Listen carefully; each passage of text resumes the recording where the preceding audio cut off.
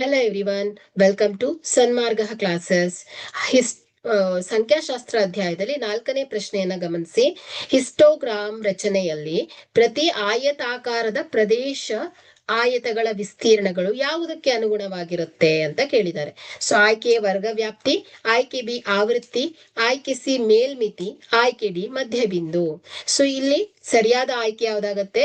ಆವೃತ್ತಿ ಆಗತ್ತೆ. Okay, so ಇಲ್ಲಿ ಹಿಸ್ಟೋಗ್ರಾಮ್ ರಚನೆಯಲ್ಲಿ ಒಂದು ಆಯತದ ವಿಸ್ತೀರ್ಣವು ಆಯಾ ವರ್ಗಾಂತರದ ಆವೃತ್ತಿಗೆ ನೇರ ಅನುಪಾತದಲ್ಲಿ ಇರುತ್ತೆ.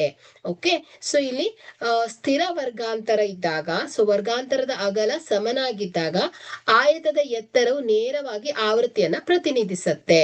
ಓಕೆ, ಸೊ ಇಲ್ಲಿ ವರ್ಗ ವ್ಯಾಪ್ತಿ ಅಂದ್ರೆ ಏನು? ಇದು ಆಯತದ ಅಗಲವನ್ನ ಸೂಚಿಸುತ್ತೆ. ಓಕೆ, ಸೊ ಇಷ್ಟು 5 ರಿಂದ 10. ಸೊ ಇದು ಏನನ್ನ ಸೂಚಿಸುತ್ತೆ? ಅಗಲವನ್ನ. ಏನನ್ನ ಸೂಚಿಸುತ್ತೆ? ವರ್ಗಾಂತರವನ್ನ ಸೂಚಿಸುತ್ತೆ. ಓಕೆ, ಸೊ ಇಲ್ಲಿ ಆವೃತ್ತಿ ಅಂದ್ರೆ ಏನ್ ಹೇಳಿ? ಆಯತದ ಒಟ್ಟು ವಿಸ್ತೀರ್ಣವು ಆ ಒಂದು ವರ್ಗದ ಒಟ್ಟು ಆವೃತ್ತಿಯನ್ನ ಪ್ರತಿನಿಧಿಸುತ್ತೆ.